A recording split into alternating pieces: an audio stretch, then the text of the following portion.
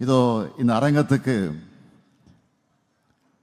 சேலம் சிறை தியாகிகள் அரங்கம்னு பேர் சூட்டியிருக்கீங்களே. சேலம் சிறையில் 22 கம்யூனிஸ்டுகள் சுட்டுக் கொல்லப்பட்டப்போ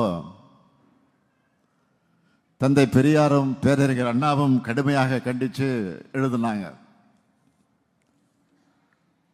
1950 மார்ச் 5ஆம் நாளை கண்டன நாளாக கடைபிடிக்க சொன்னார் தந்தை பெரியார். திராவிடர் கழகம் சார்பில் ஊர்வலமும் கையெழுத்து இயக்கமும் நடத்தப்பட்டுச்சு. சிறையில் இருந்த தோழர்கள் விடுதலை செய்யப்பட்டப்போ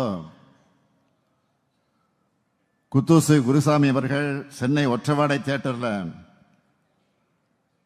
வரவேற்பு கூட்டத்தை ஏற்பாடு செஞ்சார். இதெல்லாம் வரலாறு. சென்னை சில்க்ஸின் ஆஹா ஓஹோ ஆடி சேல் 50% வரை தள்ளுபடி.